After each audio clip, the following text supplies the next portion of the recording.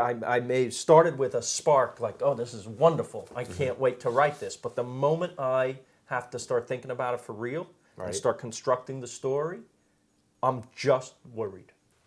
It's terrifying. It's terrifying, but it also is incredibly exhilarating. And there is a kind of collective brain when you get 10 or 12 really smart people in a room together for 25 or 30,000 hours. I write for that thrill, that moment. And I get it when I see somebody doing it, and I get it when I do it.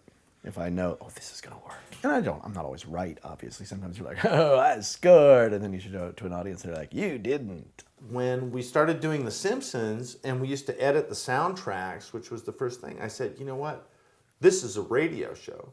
This, like the visuals help, but the rest of it is so rich, you don't really need to see it. I like to populate the worlds that I create with people who don't want to be in that world or rebel against that world or are very uncomfortable in that world or are trying to explain that world. That's, that's what I identify with most as a storyteller.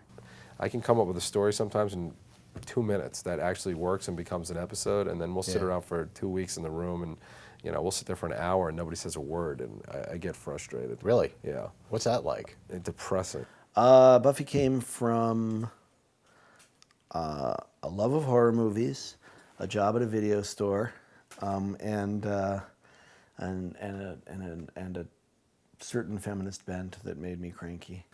People think writers write dialogue. They don't. They write situations, they write scenes, they write things that happen.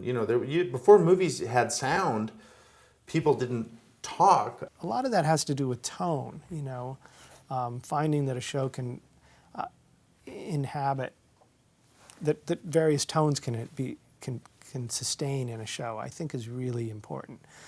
That a show can have comedy and melodrama and pathos all in one episode. So you're funnier now than when you started? Right now, no. No, not this moment. I thought I was really funny when I sat down, and now, 3 minutes later, I don't think I'm as funny. What about timing? Is timing instinctual comedic timing, or is that something that can be at least learned?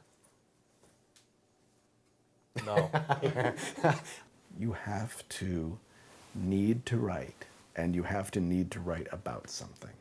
When I look back at the stuff I wrote 18 years ago and I thought I was amusing, it's so terrible and so lacking in any type of discipline, and I think the more you do it, the more you find the problems and the easier they become to solve. Necessity becomes inspiration. Ken and I would come back at 11 o'clock on Saturday with a writer's assistant, and we'd write the show for Monday. Do you miss those days? Not at all. The cheesy answer is actually sort of the most sincere, which is write for yourself. Is there any part of your life that isn't fodder for comedy? I'm not going to use this.